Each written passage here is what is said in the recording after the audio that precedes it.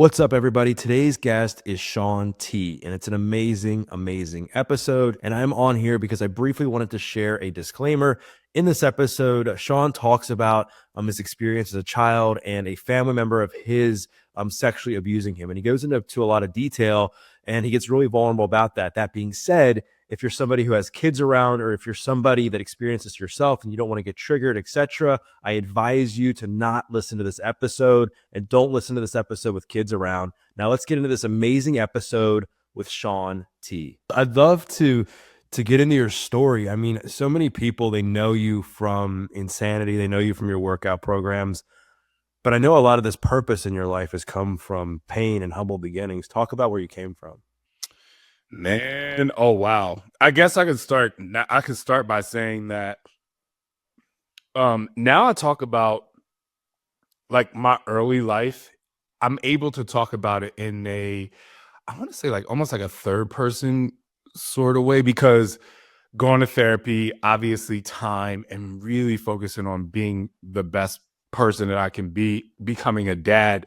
Now I look at my life more as a series of lessons that I've learned to get to where I am today, and even allow myself to apply new lessons in a different way, that by way of not looking at everything as a struggle, but a lesson that to help make me better, even though like I still cry sometimes. But yeah, man, I grew up in very humble beginnings, one bedroom apartment.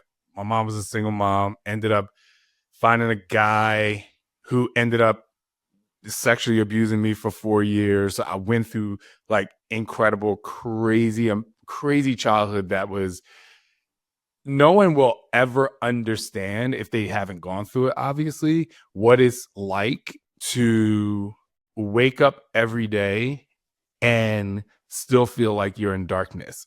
I kind of describe my childhood as if you were to go to a musical or a play on Broadway or anywhere, and they have something called a scrim, which is kind of like a screen door in someone's house. And so the scrim would be down and you could see what was going on, but nothing was like bright. It was everything was like behind the scrim. It's like almost like if you're really stressed out, you can't really enjoy the day because this cloud is in your way. That was my childhood. It was crazy. Like, I did it was and then having to fake happy like on birthdays and Christmas and holidays and get-togethers. I'm smiling now, but it was terrible. It was a terrible experience. And on top of that, being paraded around by your sexual abuser, like you're his favorite person. Like I'm sitting there walking around like, oh, this is my son, and like hyping me up when I know that, 10 hours from now, 2 o'clock in the morning, like I know what he wants to do to me. I know that's probably a lot for people who are listening to this, and I'm not even being very detailed, but it was crazy. And I think outside of that, like obviously we struggled. My mom was on food stamps, like, she did the best she could do. My brother and I were 1 year apart. I feel like outside of that, my life was pretty much like anyone else's life that grew up in lower income, how home and all that stuff. But having that on top of already being in a family that struggled financially and just making ends meet it was terrible. So then at 14 years old, I decided to move out, and it was pretty much the best decision I ever made. I actually just found a reason to go move in with my grandparents. And most people be like, oh, you moving with your grandparents, so you're still close to your family. No, like I think I ended up talking to my mom, and I talked to my brother a lot because we went to school together still, but I didn't like it was like I went to college at 14. Like I would talk to the people at home like maybe every 2 weeks or so. So it was like really crazy. And I kind of went through that really quick, but I'm going to say something that's going to be very jarring for people. So if kids are listening, they probably want to either pause this and listen later or whatever. And it could be triggering for other people who were sexually abused. But the defining moment for me to be like, I'm not living this way anymore. So I'm not sure if you know what Stockholm syndrome is, which is like where you when you basically become infatuated in love, whatever, with your abuser. So like I was so mentally up in the head that when I was 12 years old, I had switched my mindset to love this, like to be like, I'm the savior here. Like I'm taking this for my family. Like I'm protecting them by being this punching bag, if you will, but it wasn't punching.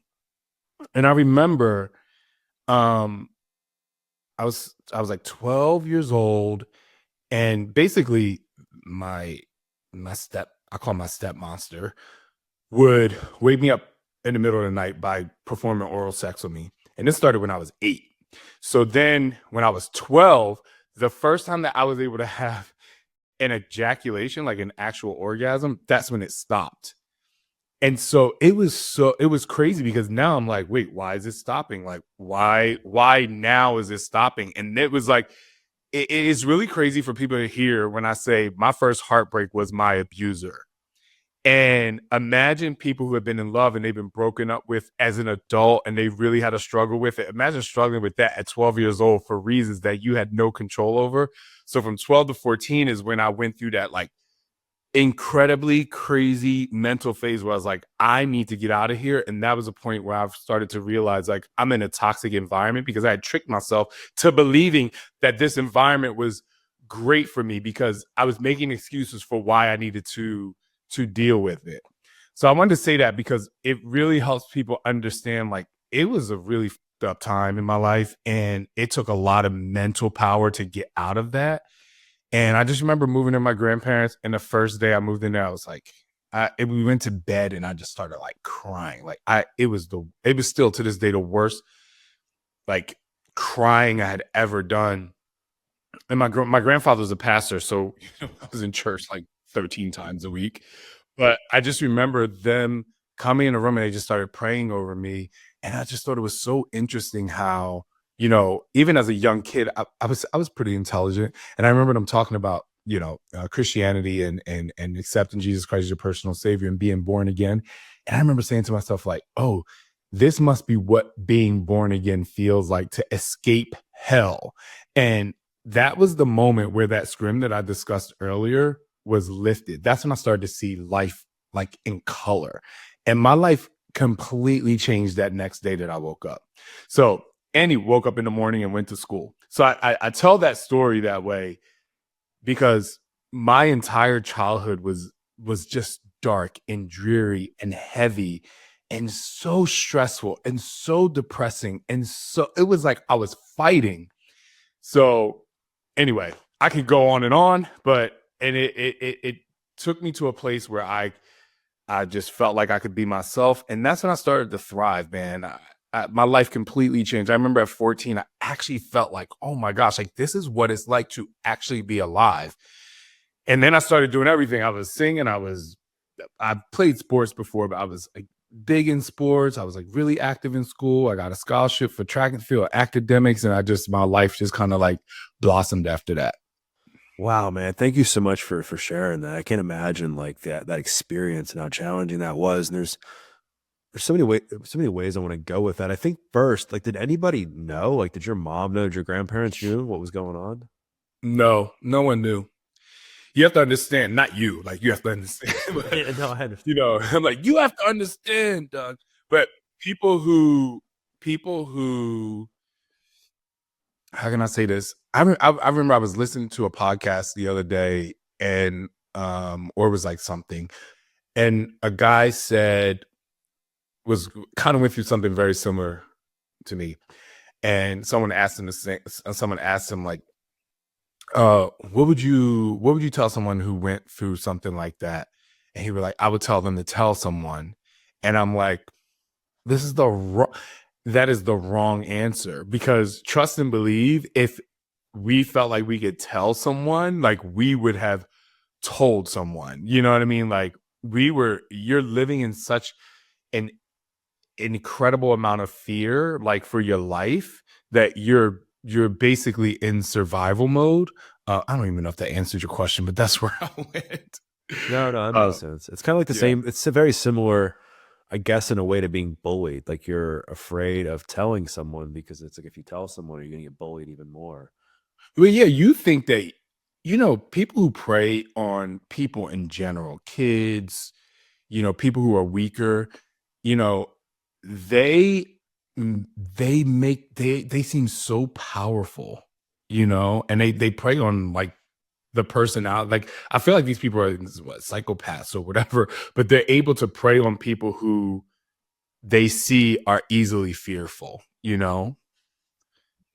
Have you had any kind of contact with them ever since? Like, do they like has he apologized or made any kind of amends or no? Very interesting question. So he's dead, but I remember I moved out of my house. I got to college and I was like thriving in college. I started dancing in college and I lived in New Jersey. I went to school in Jersey, but I had this really big dance show in Philadelphia, which was like 30 minutes away. It was South Jersey. And I hadn't seen him in years. I hadn't seen him since I was 14. I literally never saw this guy again. Like I made sure I never saw him again. So I went to college. And mind you, they lived like my brother, my mom, and him, they lived a mile away. But I stayed. I was like, I'm never going back there again. Wait a minute. So I'm in college. I mean, I'm at this show and I'm dancing, and I'm just like, this is like the biggest like point in my dance career, right? And I finish the show and I walk out and he's standing there. Like this came and was like, "Oh, I wanted to come see your show." Like nothing ever happened. It was the weirdest thing. So that was the last time I saw him. And I just looked, I didn't even say a word. I just stared at him, let him talk, and then I walked away. He got the picture. Cut to, this is like a really crazy story. Like it's kind of crazy. So Scott, my husband, and I went back to Pennsylvania to visit my cousin, which was his niece. And we were sitting at the table with my cousin and her mom, who is his sister. And I had never asked him about him. I had no idea what he did with his life. I just kind of erased him from existence for me. And they started talking about how her mom was like, yeah, you know, told us that he passed away, and like me and Scott are like, oh my gosh, like we didn't know. And they were like, yeah, when he was dying, he asked if he could see his boys. And I'm like, are you kidding me? Like even on his deathbed, like he was like trying to like, I don't know. I just thought that was like really weird. It was like a really weird moment for me. And then I ended up telling my cousin, I was like, this is why I had like zero emotional response. And so it was like really, it was just crazy. It was like it haunted me for a long time. But now I'm good. So a lot of people they go through hard times when they're younger and it haunts them for the rest of their life. And in some cases, I mean, like yours, rightfully so. Like, I could totally understand it's still continuing to dramatically haunt you given what you just shared. And I think a lot of people would feel the same way. And you've made the decision to not let it. How did you get to that point where you're now able to like have conversations like this and say, it's not about the pain that I went through, it's about the lessons I've learned. Like, how did you bridge that gap? Man, it was life experiences and therapy. And the first experience in combination with therapy is like when I met Scott. Like I met Scott and I'm like, you know, he's like just incredible. I'm like, this dude is like amazing. We hit it off really well. We moved in together. And then like, I don't know, it had to be like 6 months into the relationship. I started having nightmares. And like I started having nightmares. It was crazy. And then one day, multiple days, I should say, this is like very embarrassing. I would like start fights with Scott at like in the middle of the night. And he would wake up like, what did I do? Like he never said that, but like that is, and I would be in a state of in complete anger and I'm blaming him for something. And he's like, what? But he was always like very, very, very calm. Like he never fought me back. Like, and I'm sitting there like, but I'm enraged. And so I started going to therapy, and I just remember I was in therapy for like maybe, I don't know, 6, 8 months. And then one day I was like, it was during the day, and I got like so sad. Like I was just like so, ugh. And I just had to call my therapist, and I called her. I was like, yeah, I was like, I keep waking up at 2 o'clock in the morning and I'm just like so angry. And she was like, so what happened at 2 o'clock in the morning? And that's when it all hit me. Like, I was like, oh my gosh. Like, that's when you realize like PTSD is real. I'm like, that's the time I was getting molested from the time I was 8 to the time I was 12. Like, my body was used to going into fight or flight at that time, in conjunction with me confusing true love with Scott with Stockholm syndrome love, right? And that was kind of like my breakthrough, because until before that I kind of like suppressed everything. But when I got into a relationship, because the love thing and the trust thing was like so big and it was stolen from me as a young kid. So now I'm in an adult relationship and I have to be vulnerable. And now my the foundation of my life is coming into play, which is completely, you know, just demolishing what I should really be feeling. Anyway, so going to therapy, I wrote a book, and just like really paying attention to life experiences and paying attention to why I am the way that I am, and why and how some of those things from my childhood really is was starting to shape my personality, my anger, my short temperedness, like all this stuff.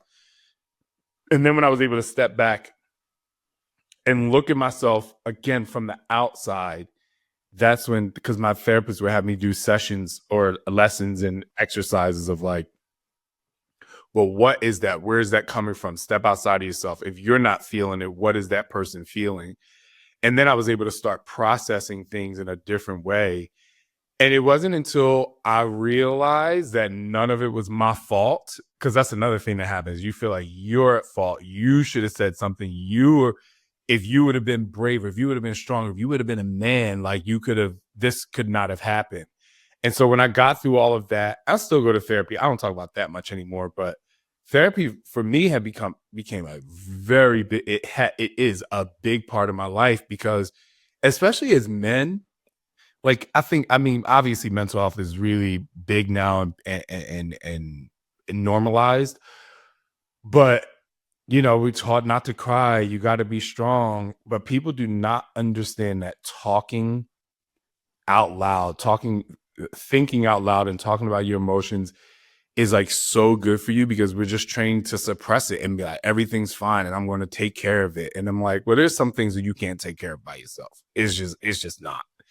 And so, yeah, that was kind of like my process to getting to where I am today, and just constantly being honest with myself and taking fault for things that I know comes from triggers, and not blaming other people for my shortcomings when I know that these things are created from my own past issues. Yeah, so Therapist was smart, right? Because I think that was an important thing to point out, and I think I relate to that part in the sense where I didn't go through anything like what you went through. What I will say is I had this transformation in my life, and when I was successful, I would still get like super stressed and anxious, and I couldn't figure out why. And I was super ashamed of it because I was like, why do I have money in the bank?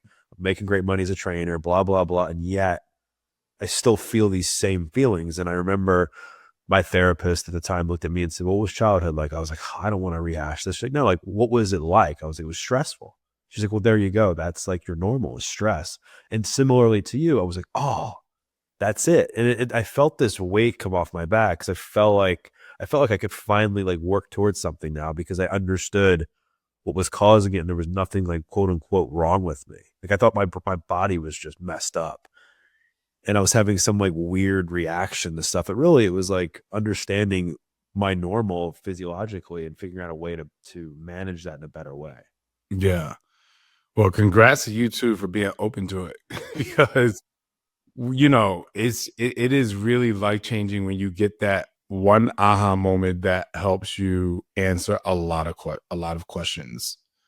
Yeah, and I think you have to find an outlet too.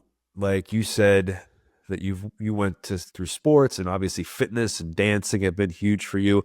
A lot of people, they go down the addiction route, and it ends up completely wrecking them for the rest of their life.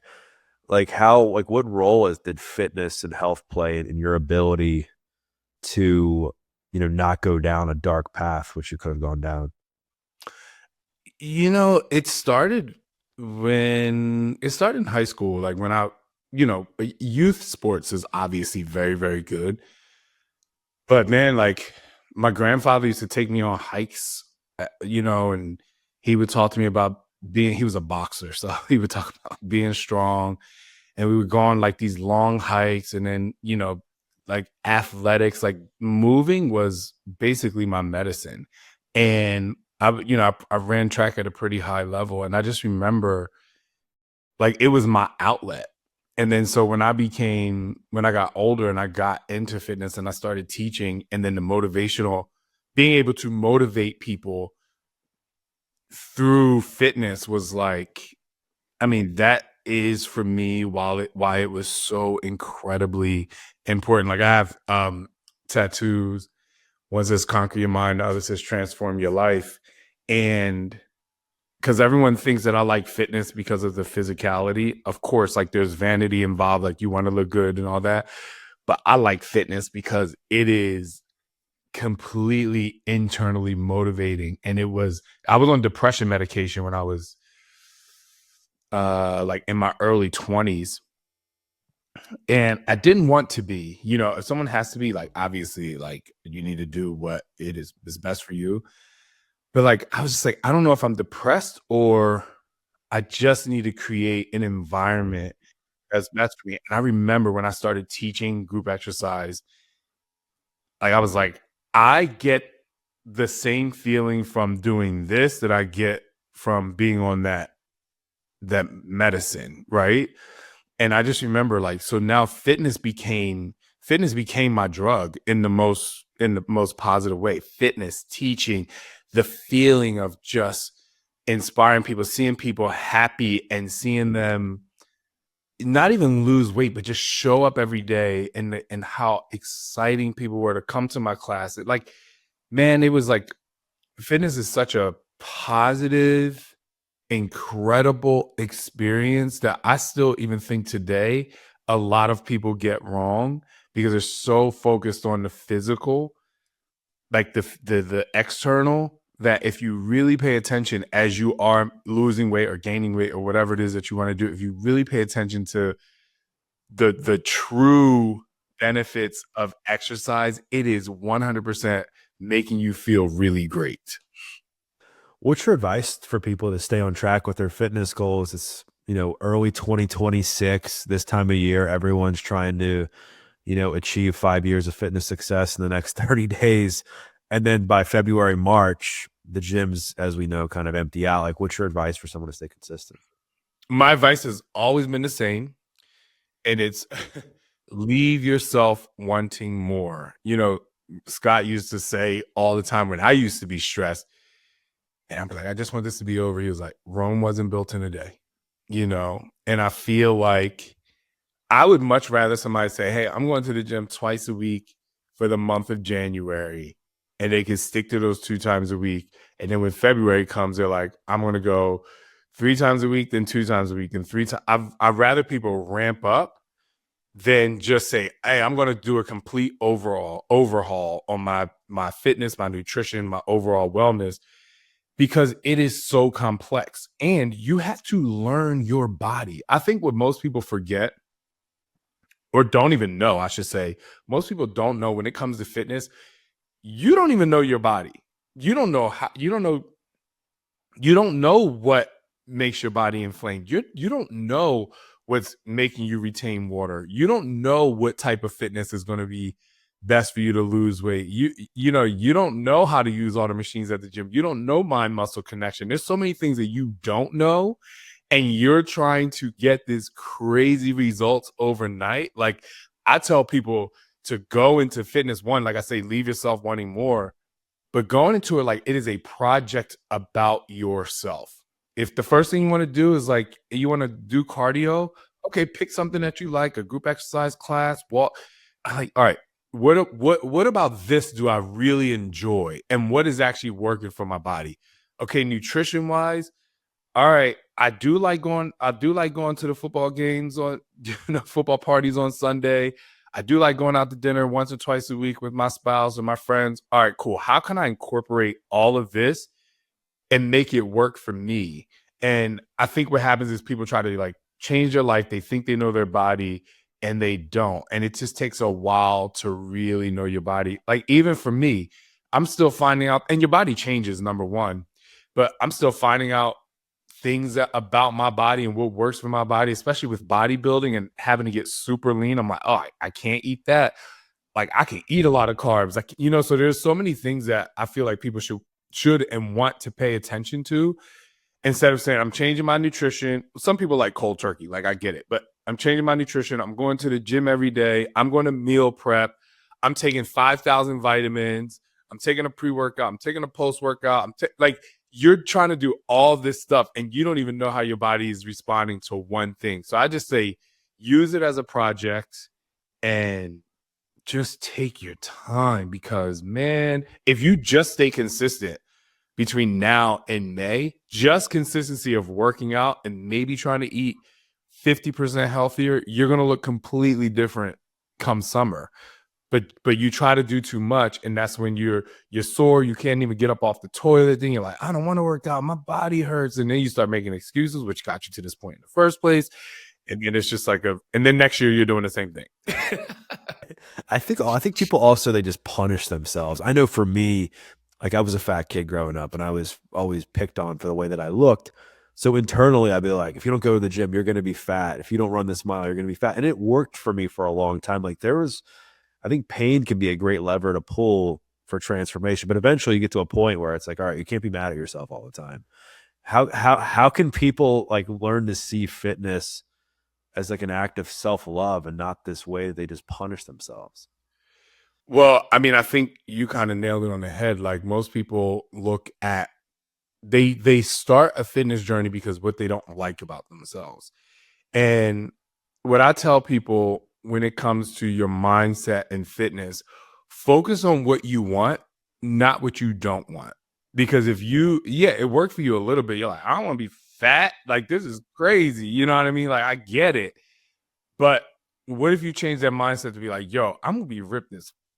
Like, if you went to the gym every day and was like, yo, I'm about to go in here, like I'm getting to the goal. Instead of being like, I don't want to be fat anymore. I don't want to be like, oh, I look horrible. When someone tells you you look good, if like I have a good friend of mine. He's a small guy.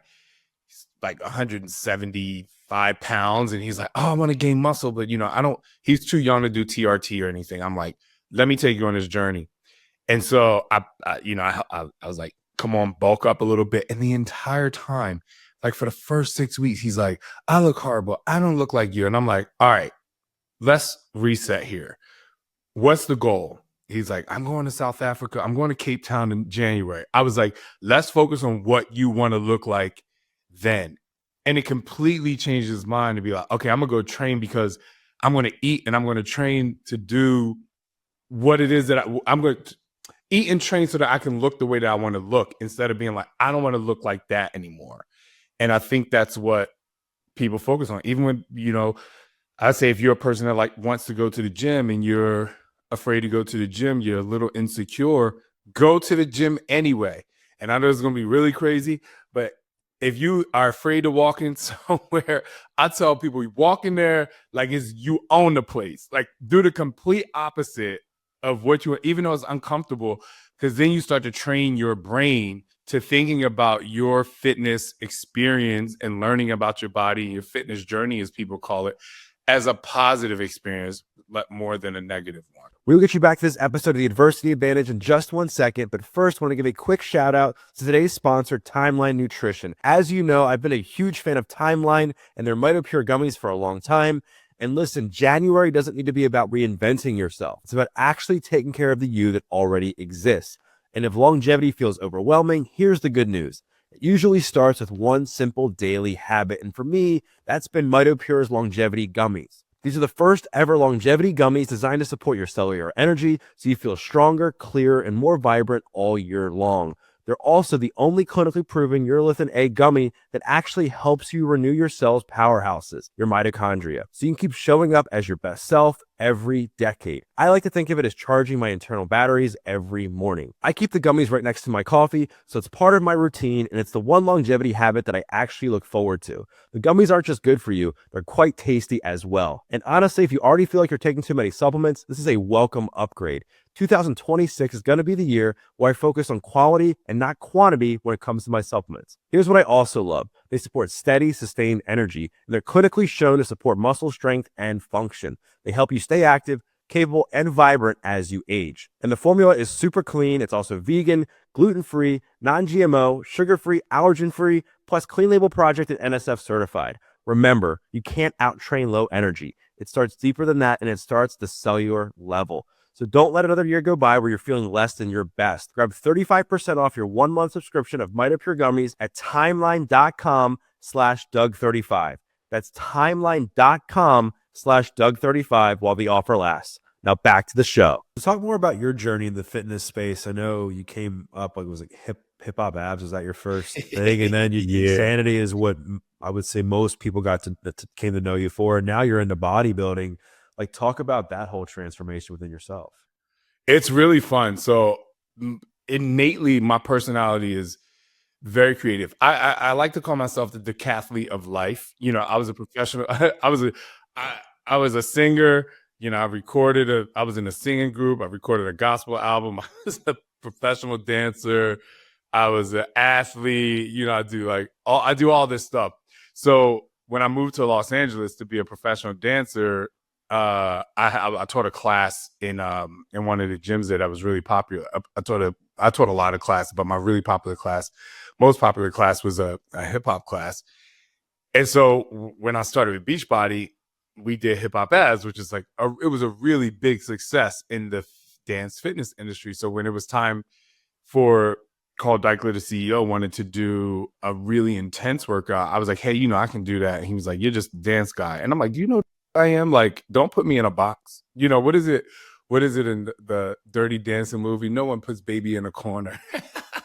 But you know, and I just remember being like, I told him, I was like, give me 48 hours. I was like, I'll be able to do this program. And in 48 hours, I created like a couple insanity workouts and I sent it to him. He was like, holy shit. I'm like, yeah, like, let's go. So then I got Insanity, which obviously was a blockbuster hit. And I did Insanity. I did some more dance programs. I did sports conditioning. And it was really cool for me because I believe that fitness, for somebody like me, fitness is like cross training, right? It's like sometimes I want to dance, sometimes I want to run. I played tennis for 11 years. I picked that up as an adult.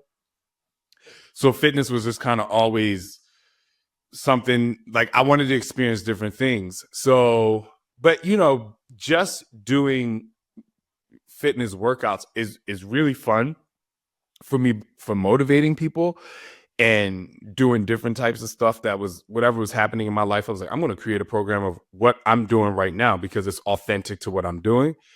But then as time went on, you know, I got older. Actually, I injured my shoulder because I was playing a lot of tennis, at a bone spur. So then I had to get surgery and I went to physical therapy, and my physical therapist, she was just like jacked. Like she was a IFBB pro, wellness pro. I'm like, damn. Like, I'm like, yo, girl, you fine. Like, can you train me? I just asked her randomly. She was walking through the facility. I was like, can you train me? She's like, yeah. Come to find out, the summer of her 8th grade year, elementary or middle school 8th grade year, she got Insanity. And that was like the start to her fitness journey to becoming a doctor. It was like really crazy. I know. So then she started training. She was rehabbing my shoulder, and then she started training me in the gym. Obviously, I know how to work out, but I was like, I want somebody to train me, man. Like, I want to go to the gym. So she and I had we're still really close to this day. But then the gym that I went to had all these, you know, posters on the wall of people on stage in the bodybuilding show. I told her, I was like, man, I want to get on that stage. She's like, you do? I was like, yeah.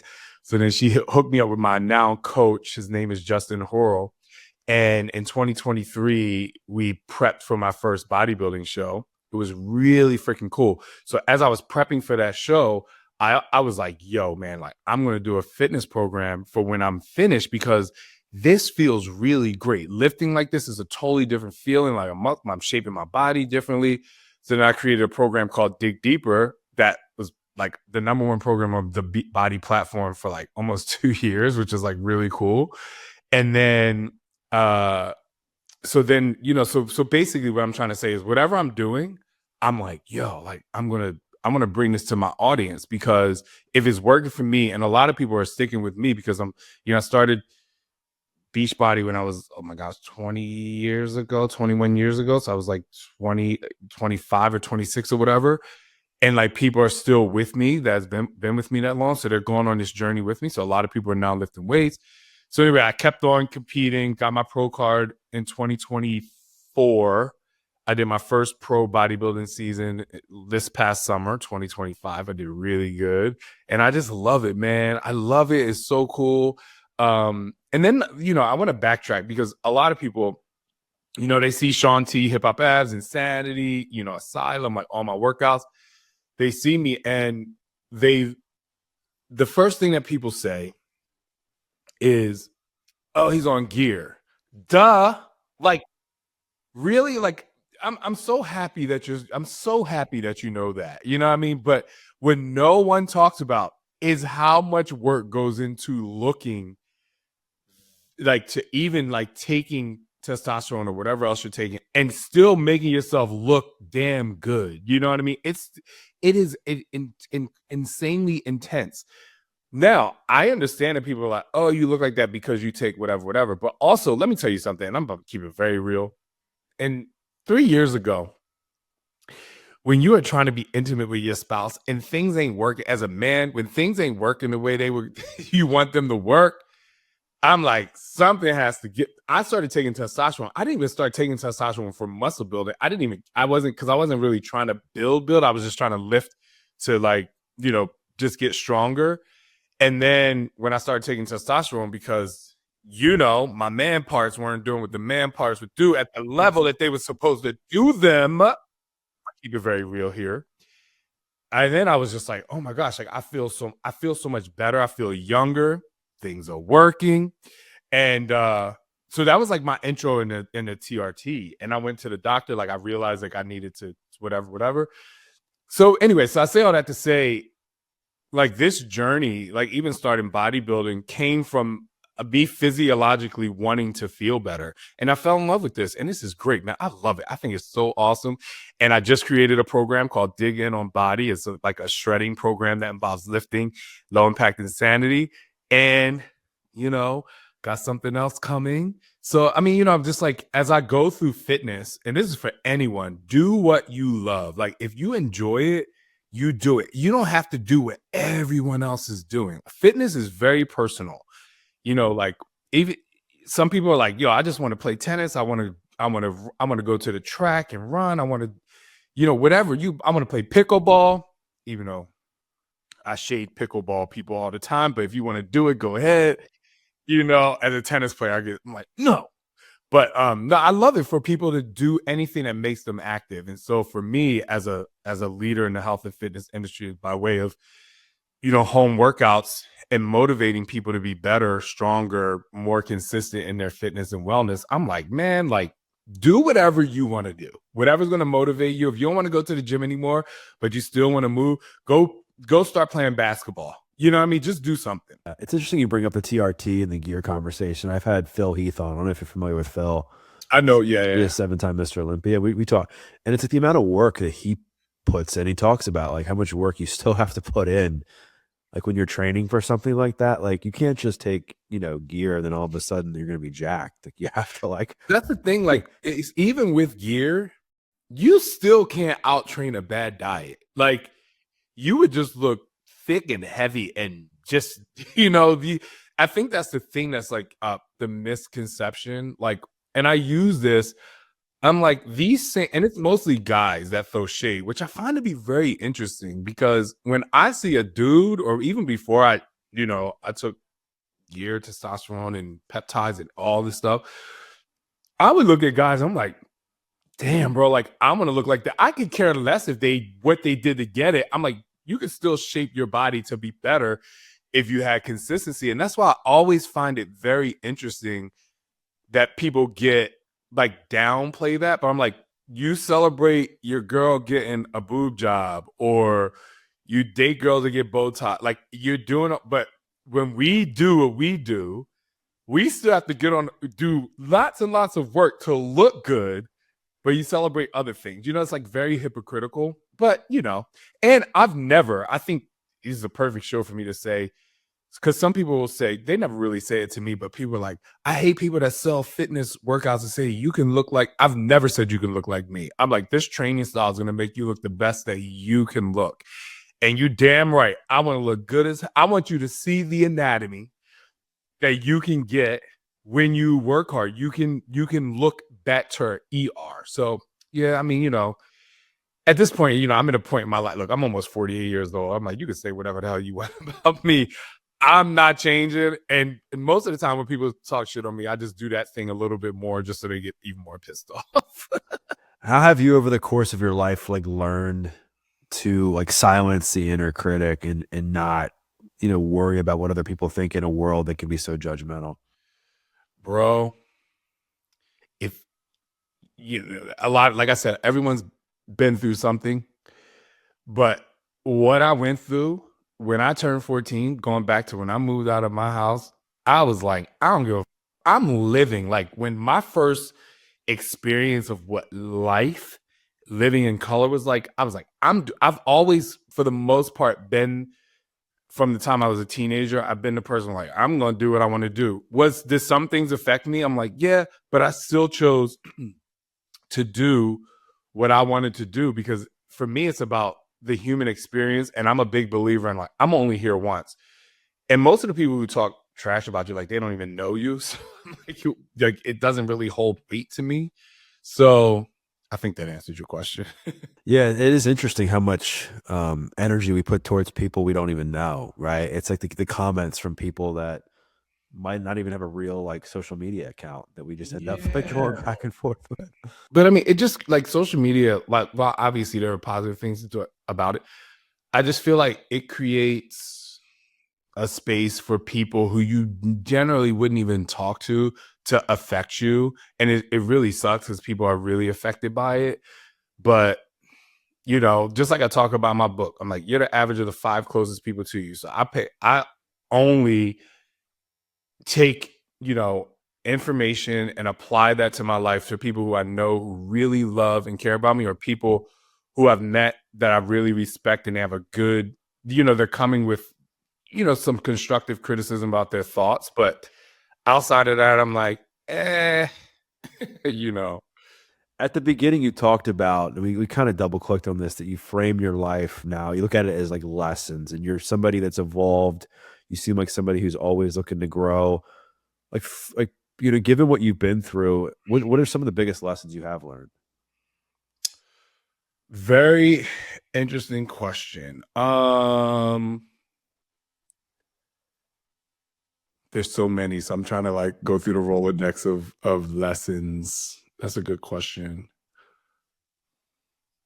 So my biggest lesson, I want to say the biggest lesson comes from like having suffered from anxiety. You're never going to be able to predict the future. It's just not going to happen. And I think far too many times we are so scared about what's going to happen tomorrow instead of creating tomorrow, right? Like, yeah, there's a trend. There could be a downward trend of like, I'm going to be stressed tomorrow because this thing is happening. But you always have a choice to go into it and be like, how am I going to respond to this instead of react too early?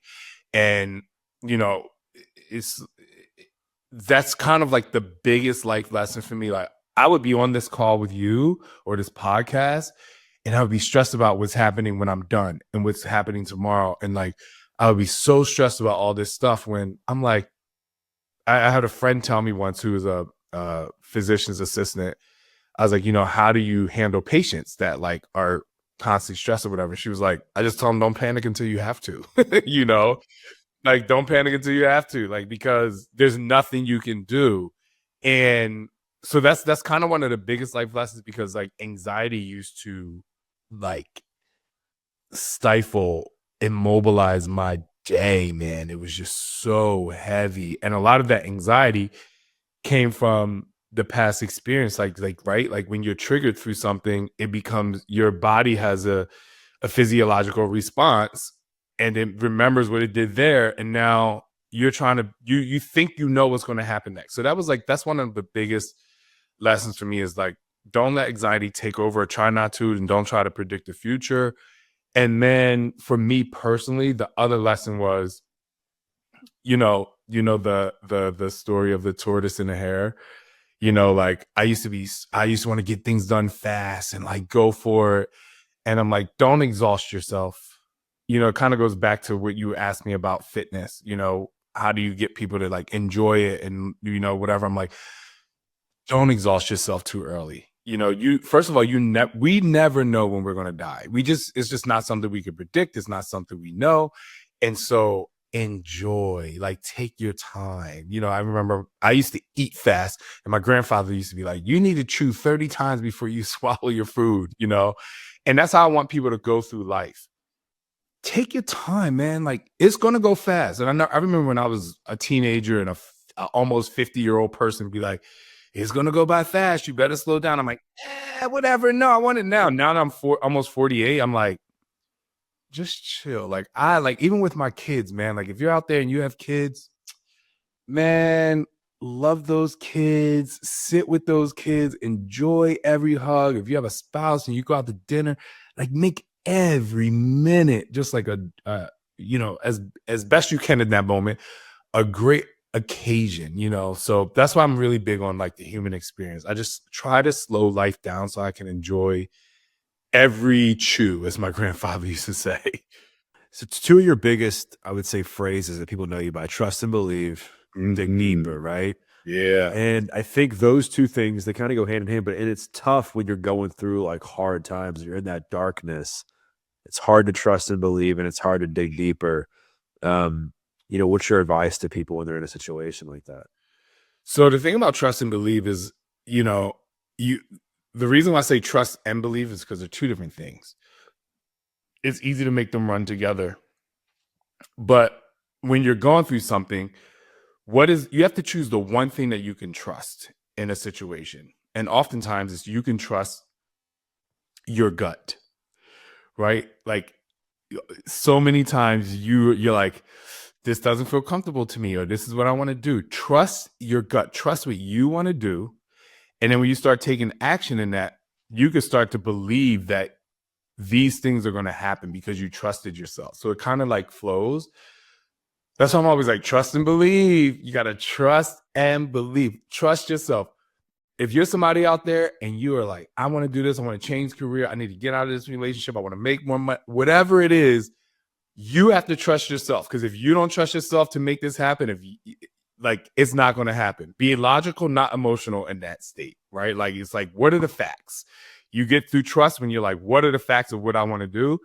And then once you start to put things into action and you start to move, you start to like push through, then you can start to believe. You're like, because action is the fuel to trust, right? Yeah, action is the fuel to trust, and then you can start to believe. And so it's really cool when you combine those two things. And that's how like I trust and believe. I'm like today I went out on the tennis court. I'm like 245 pounds. Man, playing tennis at 245 pounds sucks. But I'm like, oh golly. So I'm like, every single ball that comes, I'm like, trust yourself. Like just focus. Like, what do you want to do? And so it moves through. And then when it comes to dig deeper, I say to people in a non-negative way, there's always a reserve. Like you always have a reserve. And you need to know when to tap into that reserve. And so in exercise, I say dig deeper because if you go one more rep, then you've proven to yourself that you can push through. Like you can go a little bit further. And insanity itself is a workout where literally from minute one, you have to be like, you got to go. Like you might have Shaun T there pushing you. You might have like, or another trainer, whatever it is, whatever workout you're doing, You might have somebody that's like, go for it, but ultimately you are making the decision to keep going. You are. And that is what digging deep is all about. Like, you have to look and think about yourself. Though, for those who did insanity and you did max interval circuit, which is 59 minutes of hell, at the end of that workout, instead of being like, oh, that's so hard, I'm not doing that again, you should look back at that workout and be like, yo, at 20 minutes, like, I was like, I want to throw in the towel. But the only way you kept going is because you kept telling yourself, you go, like, go. So that's why I think fitness is therapy and dig deeper is like therapy for me, just dig deeper in general, because the only reason you keep going is because you decide to keep going. And people are like, oh, I need a motivator, I need a trainer. Trainers help, motivators help, but the trainer's not doing the reps for you. They're not growing your muscles for you. You're doing it. So once people start to realize that, yeah, you can use outside sources, me, other trainers, podcast things to really give you that boost of energy or that endorphin lift to make you want to go. At the end of the day, is your brain telling yourself to go, and you need to celebrate that, and you need to celebrate yourself for doing the best that you can do. You talked about the power of five people, and you've talked about your relationship with Scott. Before we recorded, he like hopped in the chair. You were going to take like a bathroom break or something after your last call, and he got right in, started asking me about like my holiday, started talking to him about me getting married, all these things.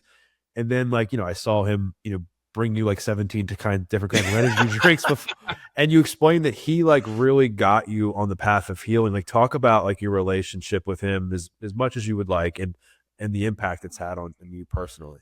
Yeah, man. Like, meeting Scott was literally, I mean, you know, it was so, I hate to use the word or the phrase life changing, but it was life changing because Scott and I are complete opposites. Like, if we put if you interviewed us on paper of things that we like, especially 15 years ago, almost 16 years ago, when we first met, like, you would be like, these two people don't belong together. Like, we're so opposites.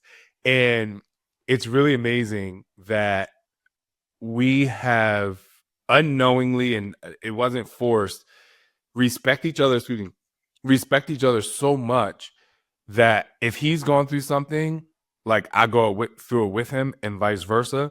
If he's opposite on something, we like literally try to learn from each other. Like, Scott is like super, super, super, super, super, super calm, and he has a long fuse when we met, and I was not calm, and I had a very short fuse when we met. And it was like, and now we are like a mix of each other's fuses, if you will. Like, he takes up for himself more. Like, he brings that Jersey. I used to be like, don't let people talk to you like that. Like, don't let you. He used to be a people pleaser. I'm like, so when you say no to yourself, you're saying yes to them. And when you say yes to them, you're saying no to yourself, but you don't want to do it. And he would be like, I think you need to calm down. I think you need to be a little bit patient. So it's still innately in me to be impatient and to be short tempered. But every time I look at him, I'm like, I should have a bracelet on and say WWSD. Him too. What would Scott do? He should probably say, what would Shaun do? But I feel like in our relationship, I mean, we are, and I'm just gonna, like, we are, like, he is my favorite. I tell people, I think I don't. I'm not religious at all. But I don't know if it's the universe, the cosmos, or whatever. But if I told somebody like, "Hey, can you create the perfect person for me that's gonna challenge me, that's gonna love me, that I'm gonna think is hot as, like, all these things," like, it is literally him. Like, it is crazy. And he would say the same thing.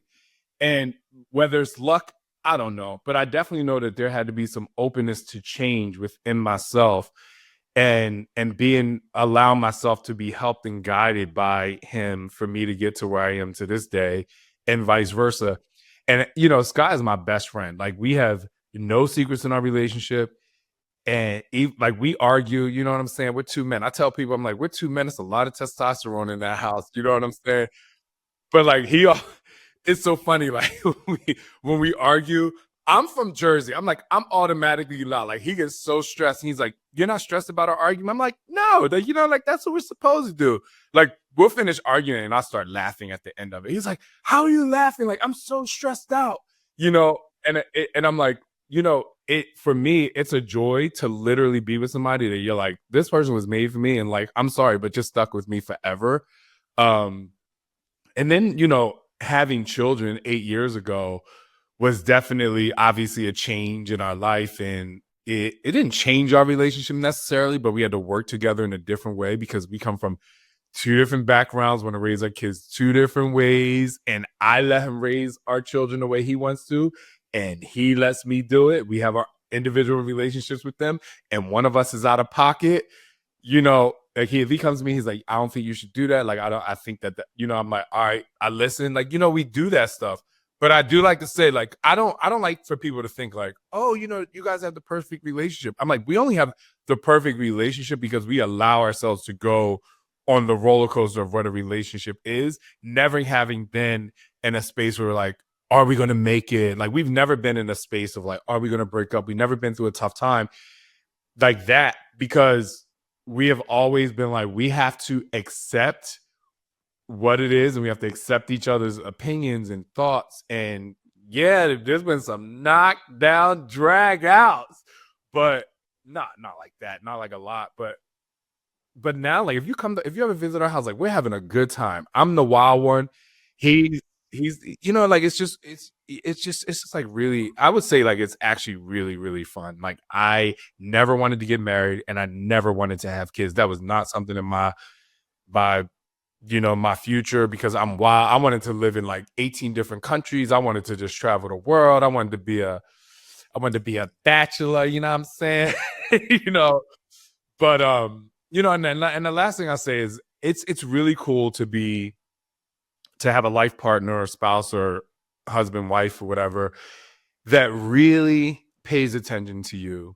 And we if Scott wants to experience something, whether a hobby, an experience, a place, a travel, like instead of being like, well, I don't want you to do that because of me, I'm like, you need to go do that. Like, if that's what you want to do, I'm not interested in it at all. I have zero interest. And there are sometimes where he's like, well, I want you to go anyway. And there's sometimes where I'm like, go. Like, each year we take a vacation by ourselves that's like anywhere from 9 to 11 days.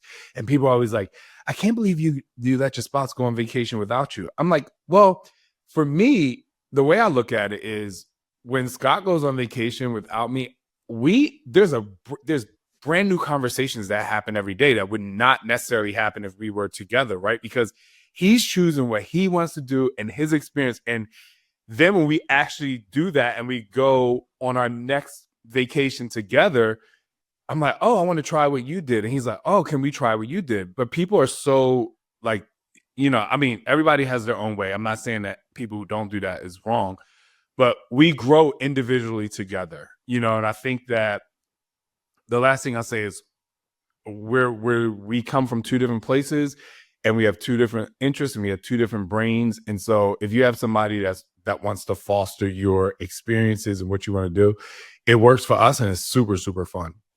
That's awesome, man. It seems like you guys have a really cool and like real relationship, and I appreciate your honesty and authenticity around that.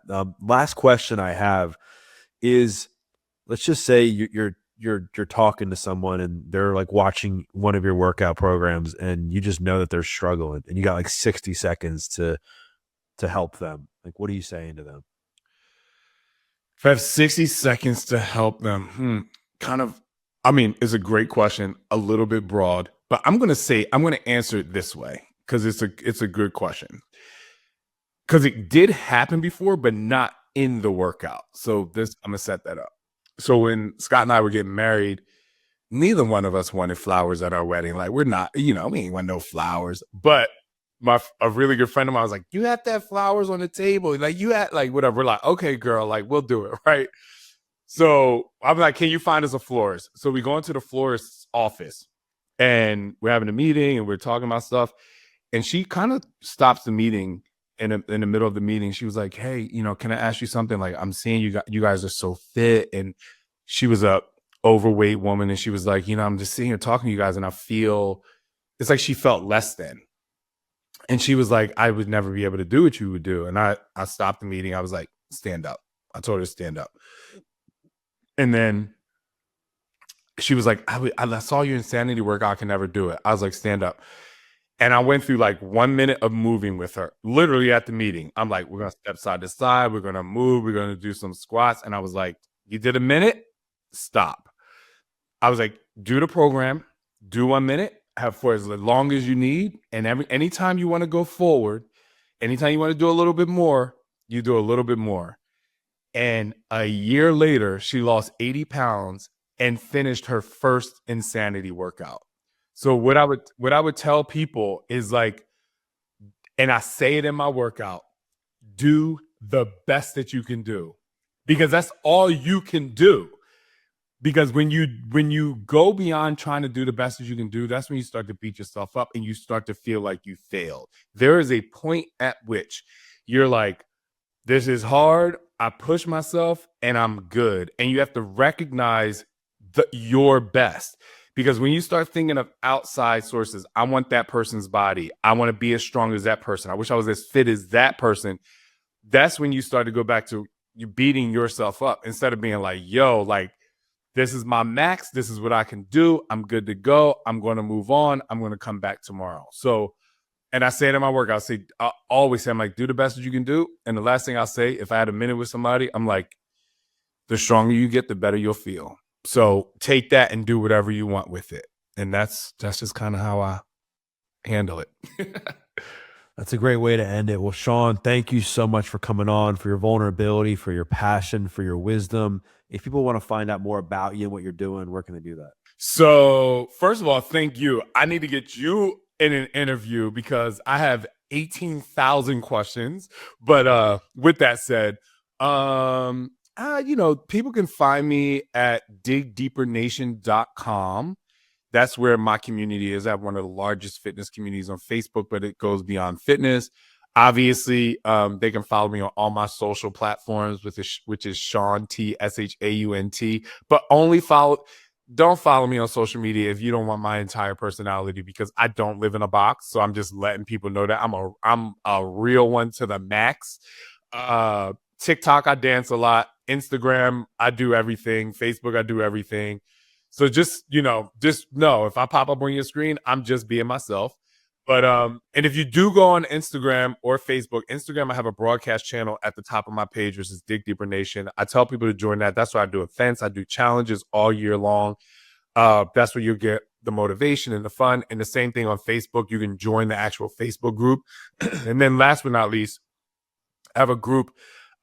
George, sign up for my email at digdeepernation.com. I have a very private group called Transform and Thrive, where each month I take them on some sort of motivational journey, nutrition journey. They get a workout a month, and they get motivation all month long to help them transform and thrive in their life. And that's what they got. There's other places to find me, but we'll keep it there. Amazing. Well, I will make sure to link that stuff below. And thanks again for coming on the show. Nah, I appreciate you, man. Thanks a lot. You got it. A guy's been lifting for a long time that still wants to kind of max out his physique, then he needs to be able to find ways to actually activate fibers he has not been using. And that's where a lot of guys, big mistake we talked about earlier. Your strong points are always going to be your strong points. You're going to maintain those very easy. If I'm going to the gym, I want to progress. I want to see something from my efforts. Once you've been doing an exercise forever and ever and ever and ever, and you get very efficient, then they're going to hit their upper limit, see a next level progression. You just want to keep doing stuff